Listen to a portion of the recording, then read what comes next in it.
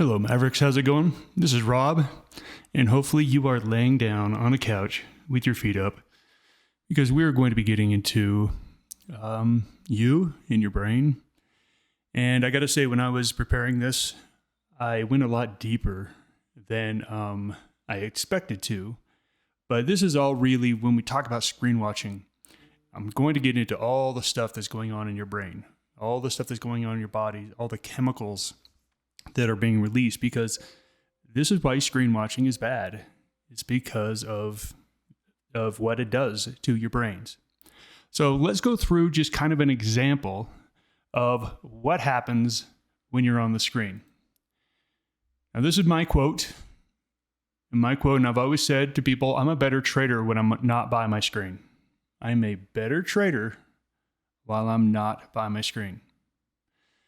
And this is where we're talking about screen watching is a negative thing.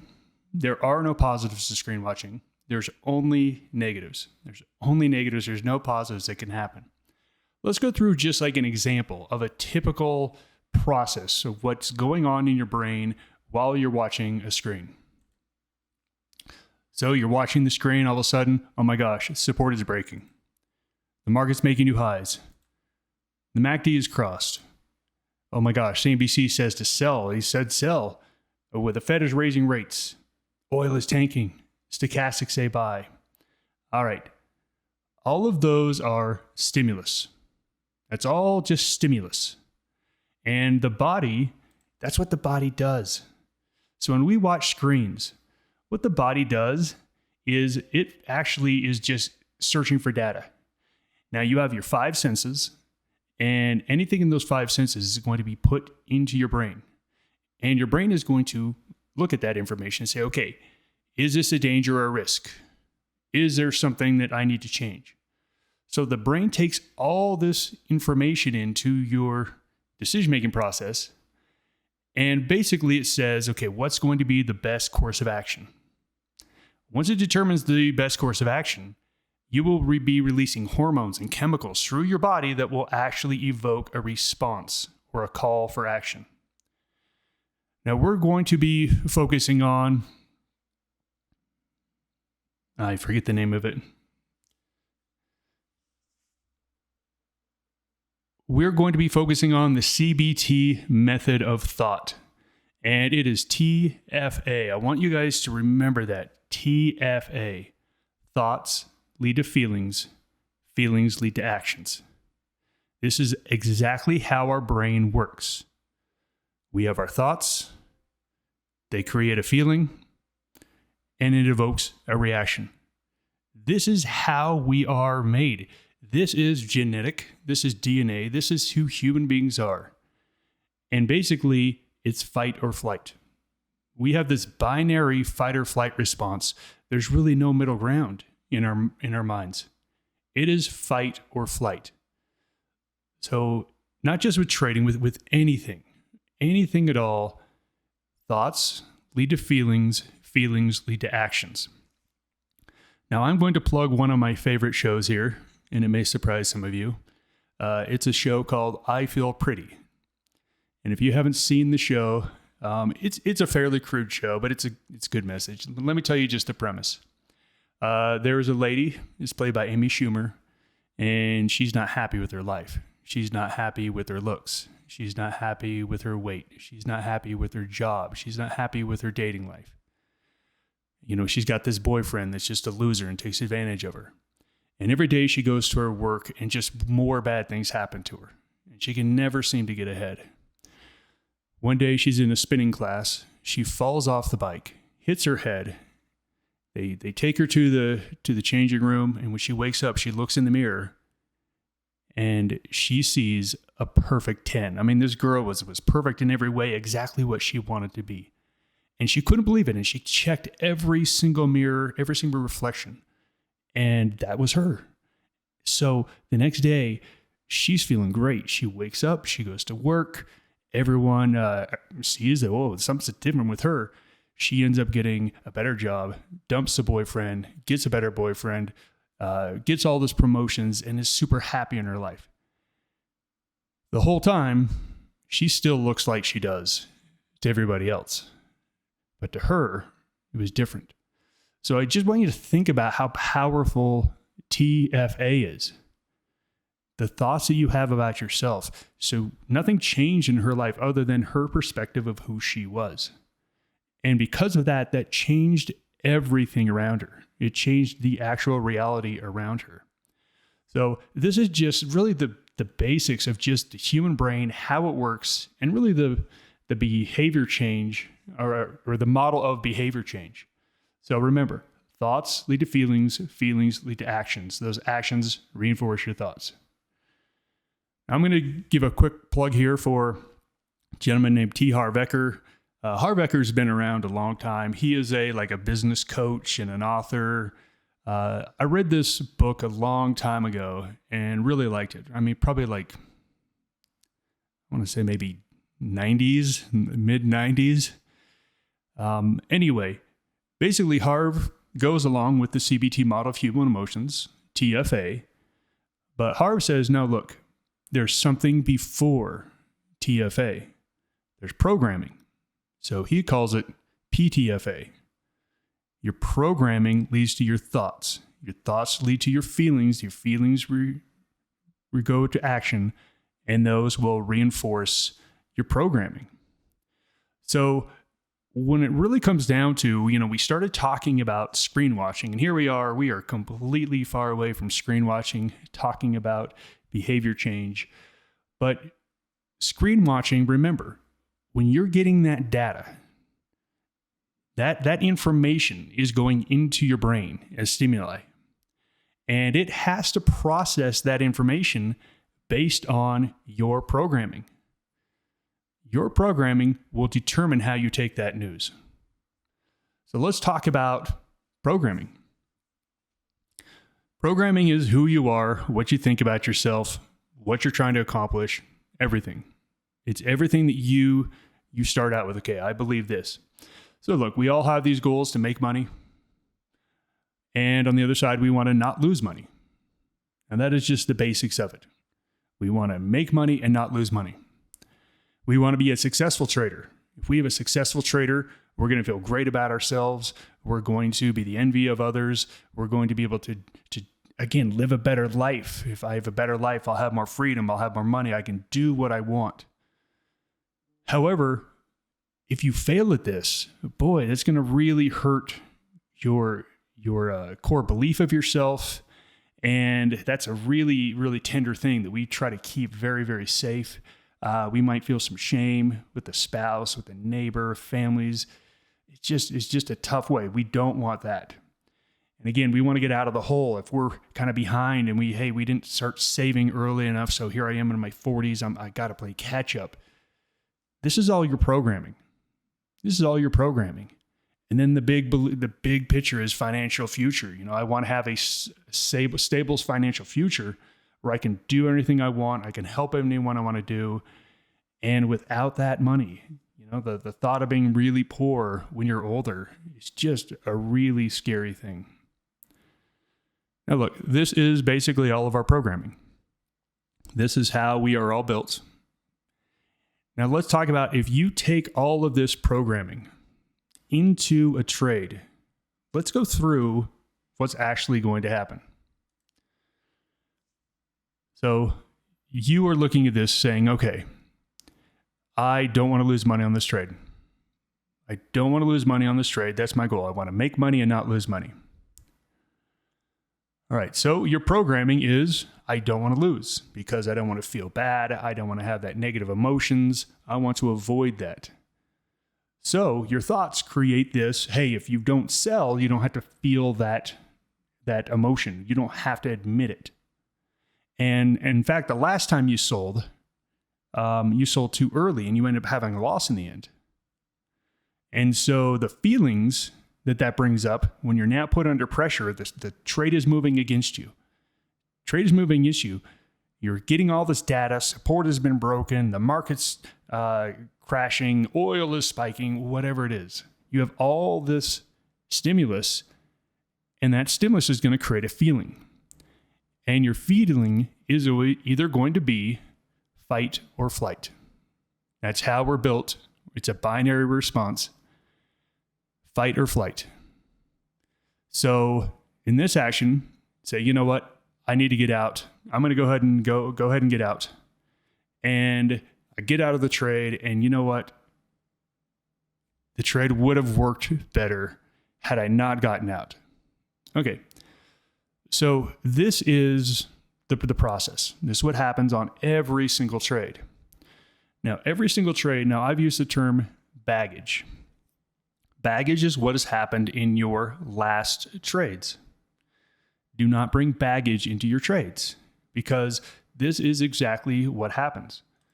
There is something called a feedback loop in our thoughts and our emotions and our actions. And you can either have a positive feedback loop or you can have a negative feedback loop. So let's take that example. Okay, I don't want to lose money. I do not want to lose money. So you go into a trade and the trade is against you and you say, oh my gosh, if I sell here, I will lose. That's going to evoke some feelings. Remember, your programming was you didn't want to lose. At this point, you will lose if you sell. So you have this stress and pressure. And basically the question is, are we going to fight or flee? Are we going to fight or flee? Well, this one, you got out. You got out of the trade. You said, you know what? I can't take it anymore. I am out. You did what you should do. You got on a trade. It went against you. You took your loss. And then 2 days later, the trade had jumped back higher. And if you would have stayed in, you would have made money. Now that is going to program your next trades. Your next trade is, if I didn't sell, it was profitable. So next time, don't sell. So you have now added in a line of code in your programming in your brain. So the next time you get into a situation, that little bit of code is going to be there, and it is going to affect your process. So you go into the next trade, you make a trade, and you say, okay, it's going against me. If I'll sell here, I'll lose. But you remember your programming. We have a different programming this time. We're in the same situation, but the programming is don't sell. We've written that program in our brain. So when it comes to those feelings of stress and pressure, you've already written your program that says you aren't going to fight. You're going to flee. You're going to hold. You're going to hold this thing, and you're going to cancel all your stop orders. And I guess this will be fight. You're going to fight this. You're going to say, know what? I'm not going to do it. Cancel any stop orders. And you know what? You're going to not sell at a loss because the last one came back. And again, if it works, and I always say this to people, when you're brand new and you make a trade and you blow the rules and it works out for you, that's the worst thing that could happen. And I remember this is a long time ago when I had my brother trading with me. One of his first trades, he blew it and he ended up making money. And I told him, I said, Reed, that's the worst thing that you could have done. He's like, why? I'm like, you've now set yourself up for a lifetime of, hey, if I just hold on, it'll come back and be okay. I said, that's really a dangerous thought. So again, you rewrite these programs. We write these programs of, okay, you always sell at the wrong time. You're not any good at this. Again, it's all of these things we're constantly adding to our programming that will then determine our thoughts, our feelings, and our actions. So going back to screen watching. Screen watching takes all of the doubts and fears and everything we have from trading and makes it present, right here, right now. That it has to be dealt with right here, right now.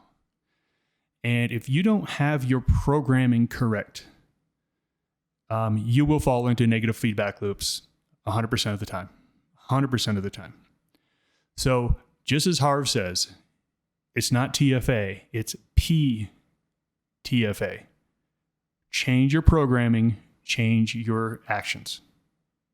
Change your programming, change your feelings. Change your programming, change your thoughts. So let's talk about positive programming. So let's say this trader says, you know what? I don't care if I win or lose on this trade. My goal is to follow my trading system to the letter. And that That is your ultimate goal. It's not about this trade. I don't care if I win or lose this trade. I don't care if I win or lose money. I don't care. I want to be a good trader and disciplined and follow my system. So that's their core belief. That is their core belief, that they want to follow their system. And, I always tell people stuff like, I would love to remove like the profit and loss column from your trading system. Imagine if you couldn't see your account value, you couldn't see your P&L. All you saw was your current position in the chart. What you're doing is you're removing stimulus. And if you don't have your programming correct, more stimulus is very negative. It's very negative if your programming is wrong. But let's take this trader. Their programming is, I want to follow my rules and be disciplined, and that's how I'm going to determine success or failure. So the trade moves against you. But remember, it's not about the money. It's not about this trade. This is about you want to be a disciplined trader. That is your ultimate goal.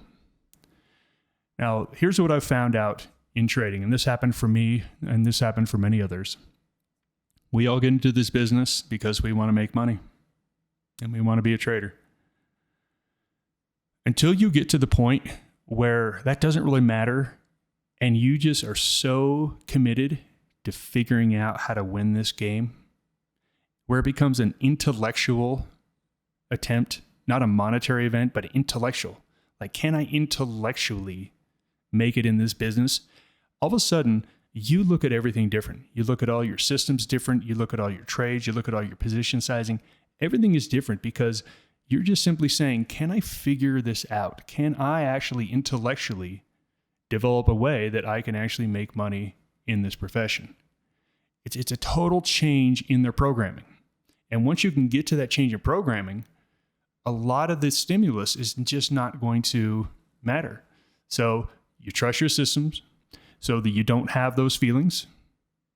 You don't have that feeling. And actually the feeling is, hey, if I blow my system here, I'm going to be really mad at myself. And so that's a reinforcement that says, don't blow it. And again, you go onto the trade. Now look, the trade may win, it may lose. You don't know. It could be either, could be both.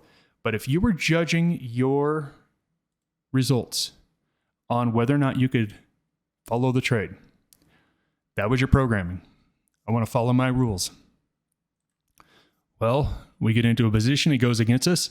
If I sell here, I will lose money. But again, that's not your goal. Your goal wasn't about money. Your goal is, I want to follow my rules.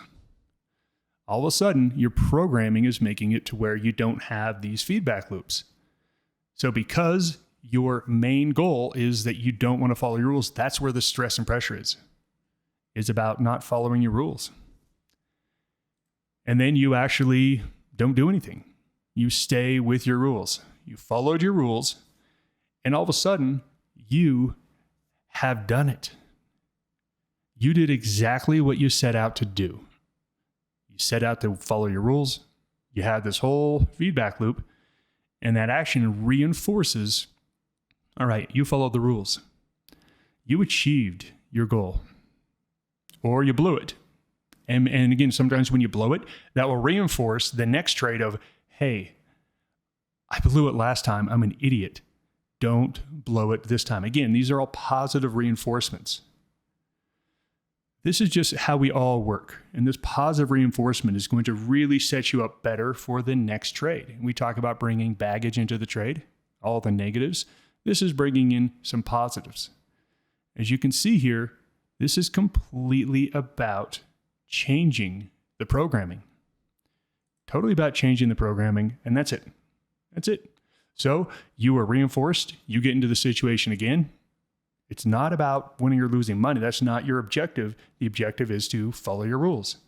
And you followed your rules, and eventually you get to a point where you say, wow, I can do it. And it's actually no longer a struggle. This process for me took years. And through all the bumps and bruises and a couple bouts of tears, I finally got to this place where I no longer had to fight, no longer had to struggle.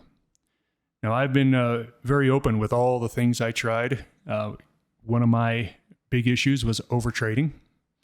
Overtrading, I'm an extrovert, so extroverts will very highly likely be overtraders. I had to give my security card to my wife to where I couldn't log into my account unless I had the security card, and I gave it to her. I said, do not give this to me for the next week because I couldn't stop trading. I couldn't do it. And the first time I talked her into it, she gave it back to me and I blew it. And I said, look, I need you to just no matter what I say, no matter how convincing I sound, do not give it to me. Because I literally couldn't break the feedback loop. I couldn't do it. And so I said, okay, this will help me do it. And the next time she was great. She didn't give it back and I had to wait a week. And finally I got it back. I made some trades and then I'm like, okay, here, have it again. And I'd say, hey, I really need that. She's like, no, you don't get it. What happened was I broke the feedback loop of I want to trade. I want to get that adrenaline rush. And I had to figure out, okay, what else am I going to do with my time once I'm on a little bit of a trading break? All of a sudden, I found hobbies. I found other things to do. And I no longer needed to give her the security code because I had built that feedback loop. This is behavior change 101, following your programming. So what I want you to do is I want you to go and look at what is your programming? What is your programming? What does it say? And basically, if you sit there and watch the screen, you're going to be bombarded with thoughts which lead to feeling, which lead to actions. So as I said earlier, I think most people are better traders when they're not behind a system. Because I think most traders, especially in the beginning, do not have the correct programming to withstand that bombardment.